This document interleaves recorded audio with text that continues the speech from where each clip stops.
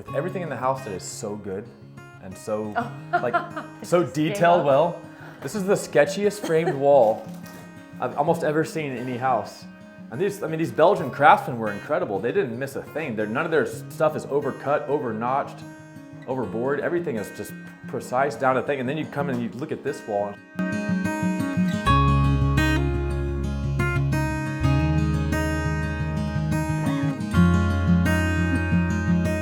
Welcome to our new house. Well, this will be our new front porch, honey. But until we get these steps.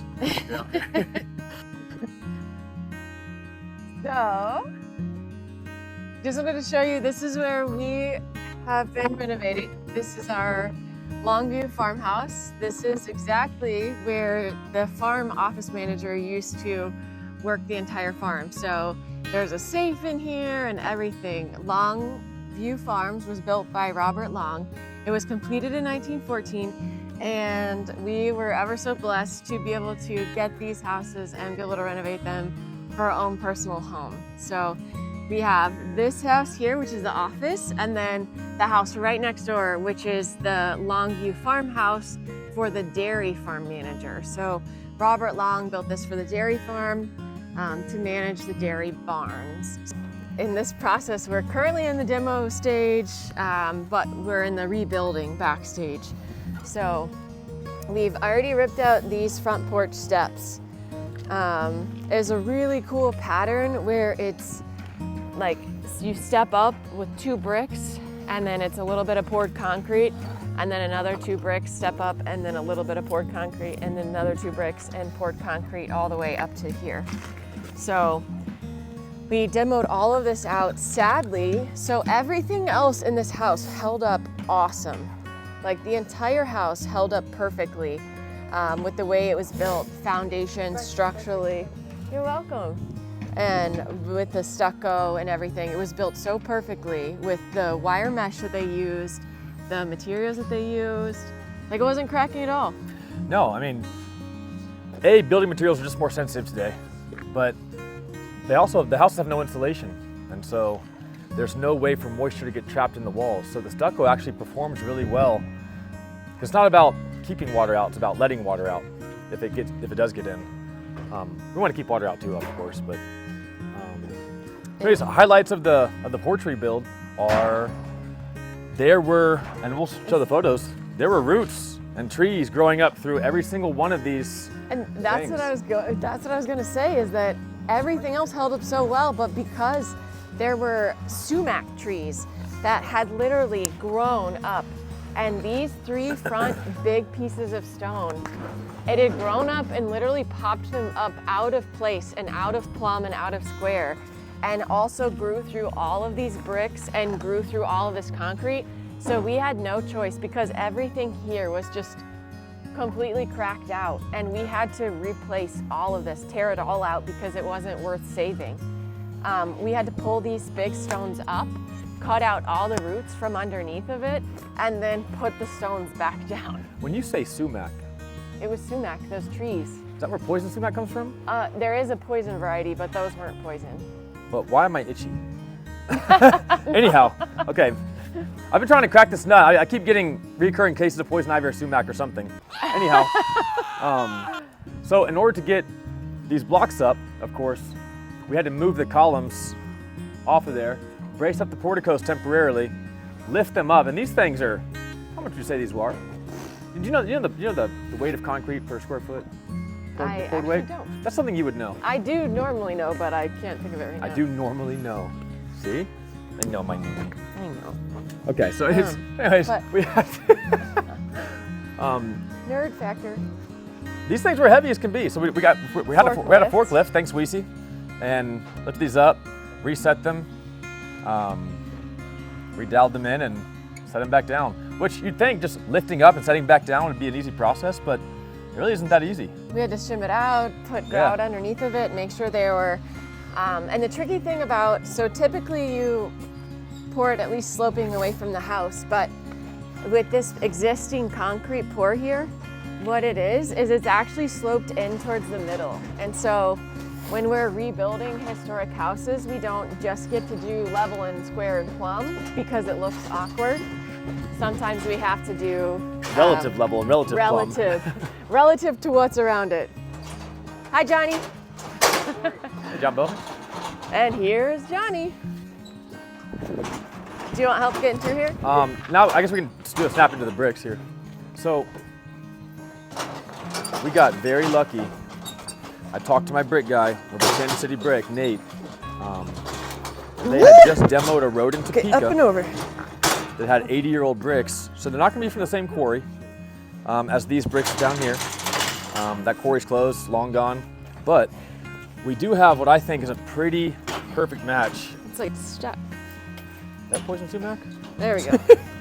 That's got a red vine. That's a pretty close match for that. So I picked up several of them, and we will use that to not just rebuild the front's depth, but then to repair everything. So any spot where the bricks are cracked, I'll bring out. One misconception that I think a lot of people have is you want to grind out all the mortar, and you really don't. I mean, if the mortar's in good shape, you don't want to grind it all out. If it's crumbling, if it's whatever, I mean, there's no reason to disturb good mortar that's been there 100 years. So we'll leave all the mortar that's in good condition there, and then of course we'll grind out any bricks that are chipped, cracked, or damaged and replace with new ones, new full ones. And then we will custom match the color to the mortar. So we'll add in some buff and terracotta to the mortar mix, and hopefully it'll look just like that 100-year-old stuff. So we really took great detail to reframing all of these porticos. So when we took all the pieces down, we took them down piece by piece in order to rebuild it back exactly the same as they had it here. So right now we're in the final stages of trim out, where the last piece that we're missing is a custom milled crown molding around the top. And so that's that gap that you're seeing across here was actually filled by a custom crown molding, which we have a copy of, and we're replicating it. So we're buying router bits that match those exact profiles, and we're just gonna run some lumber through and router it out to match. So that's the last piece that we need for the inside and then the outside. And then one crazy fact about this was that these columns, when we got here, they weren't held by anything. So there was no mortar attaching this piece to this piece to this piece. So it was all just separate blocks. And the cool thing is this block is actually poured. Like, it's not even a square box, it's actually level to match this. And which is insane because, yeah, they poured each piece individually and created them individual for here. So this was built without anything holding it. So when we took this portico off, it was rotted and falling out. And you'll see the previous videos of like the video of it in the rain, where it's just, the rain is literally pouring through this whole porch because there was nothing, like it was all rotted out that it was just falling through. So we had to immediately repurpose these and the porticos and all the framing up there because it was so rotted that it could have fallen in any instant. And so that was kind of step one when we got to the properties. But when we put these back, we obviously wanted it to be held by something, because when we took that wood out, then it took away all of everything that's holding this is just the weight from above. And so when we took that wood from above, the whole column started tipping. So we ended up gluing this with some structural glue at the bottom. And then you can see this column is actually gone. It's, we have it setting and kind of braced up over there and setting. And we kind of glued it back together. I am gonna go to reset that. Dude, that is unbelievably heavy, by the way. That's insanely heavy. So that's gotta get set here with a small army. Oh, and I guess we could show this. So this was not here. This was over there. So we took it and repaired this, and I've set it over here now. But maybe if you come from this side and swoop up and show this repair, because I've got a video of this too. So this piece, this right here, was hanging by a thread. We had to repair this with a kind of structural epoxy, and then use some sealants and stuff to blend this in. And this is just step one of a 4-step process, right? So in theory, this crack you see here, this crack will actually all but disappear. And this will look like one seamless column that was never broken. But me and about 10 other guys will then take this and lift this into place and put this right there. And it's just for decoration. It's, I mean, all in the name of love. And it'll match this one. honey, I've got our gutter bid, by the way, at $30 a lineal foot to rebuild the downspouts and the things. So that's the other part of historic renovation is, okay, so it's gutter time, the roof's done. Now what do? Oh, well, turns out no one actually makes these gutter profiles, so we have to have them custom fabricated. And that comes at a price, for sure. I mean, I think we'd probably gutter this home normally for around $2,000, roughly. That's what I would expect to pay. With the historic fab, we're looking at somewhere around $7,000 to $8,000 is my gutter bid. So, still trying to figure out how these gutters are linked into whatever they're linked into, because we have tried to trace these pipes and don't know where they're going. So they end somewhere out there in the ether, but we don't know where. That's time to get a plumbing scoper. Yep. Yeah. Okay. So one thing we're doing right now is just total manpower things. So we're going around the entire house and sanding and scraping all of these trim works. So, oh, give me 1 second. I'm sorry, I don't mean to burst your bubble, but we're putting the kitchen cabinets here, so you don't even have to scrape this. Yeah, nothing on this wall, because it'll all be covered up. Yeah, you don't have to scrape that. But go, yeah, over here.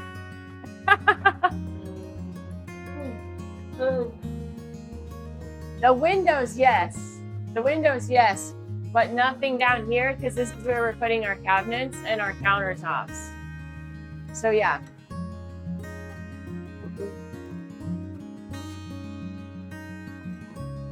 Sorry about that. Had to make sure he wasn't going to waste another 3 hours on this wall. Yeah. So we're going around every single door frame, every single wood trim. The goal in historic is to get it sanded. So we're literally fine sanding. Hi, Johnny. We're just going to talk about your sanding process. I was going to talk to Johnny, so what we decided on was we're just going to go through and scrape it. Yeah, get off what we can, and then you got to get the sander into it. Just get to it. Yeah, and so there's tons of like nails and holes throughout. Like you can see these little pieces throughout the years. And so you've got to first like pull all the nails and staples, and then hit it with a scraper and get the worst of the paint and stuff off. And then go back through and wood fill, and then we'll hit it again with a finer grit, like a 120 grit sandpaper or a 220 grit, because in here we're actually going to do stain on the wood. So we're stripping it back down to like the most beautiful that we can, and also keeping the exact historic wood that was here. So keeping it as historic as possible, just refinishing everything. So yeah, just spending hours and hours, and Johnny here is killing it. It's a lot of hard work. Thanks, Johnny. You're going to be a YouTube famous.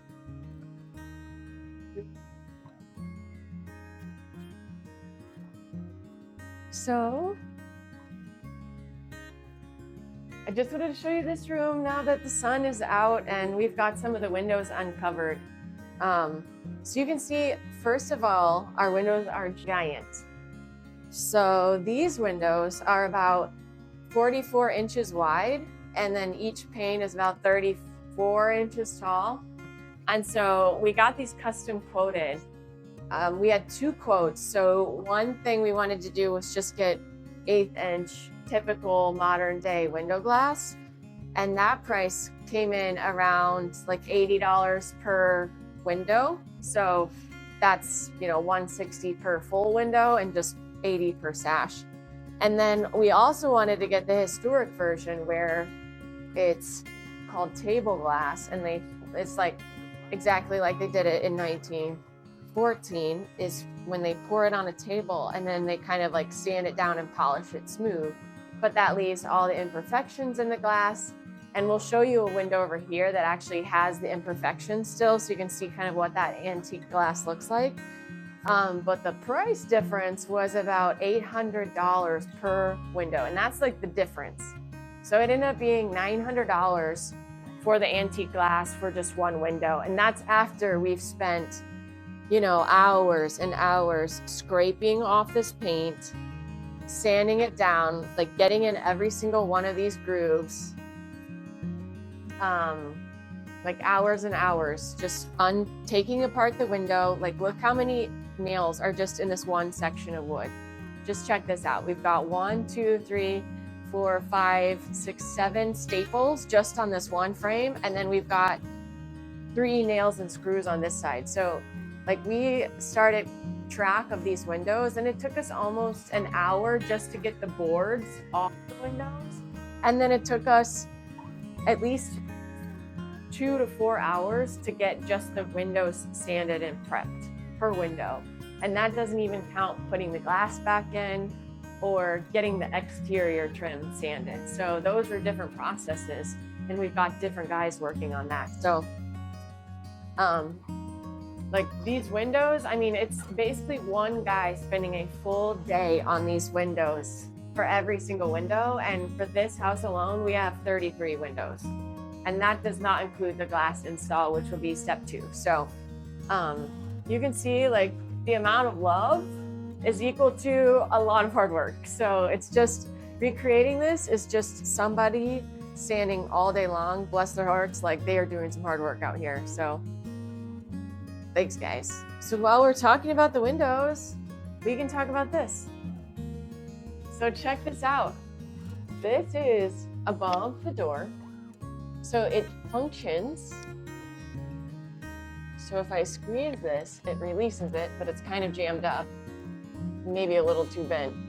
But you can see the functionality is that it actually opens and closes the windows that are too high to reach.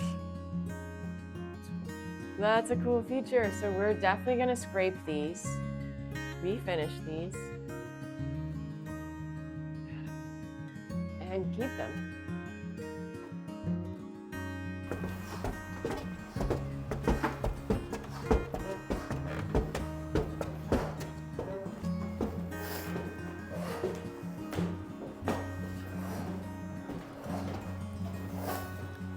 So this is just one of the spaces we want to use for the bedroom and bathroom. So downstairs. So walk me through the layout in the bathroom. Okay. How's it work when we walk in here? All right. So right where that wall is, so just dead center in the middle of these beams. Okay. The main, what is this? I'm like losing it right now. The ridge beam. The ridge beam. Thank you. King ridge. The King Ridge. All right. A lot of ridges King in the Ridge, house. right where the King Ridge is, we'll probably put the new doorway, like 36-inch door. Oh, how about an inverse? Oh, you want that? One of those things? Anyways, yeah, go ahead.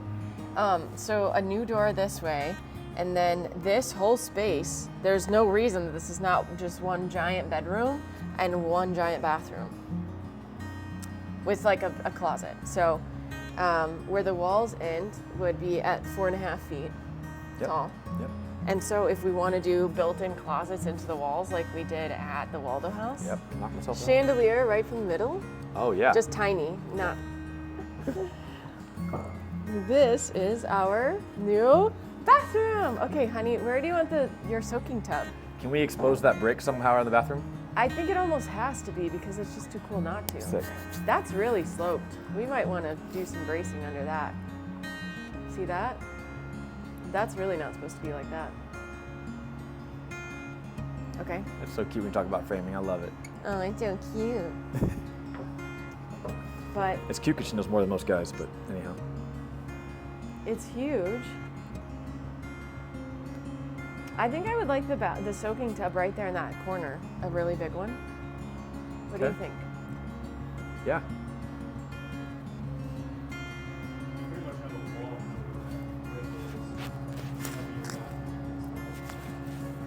So if it's, oh, okay, maybe it's a little too low, but this is similar to the Waldo, It is, yeah. where it doesn't matter because you just get in it and sit in it.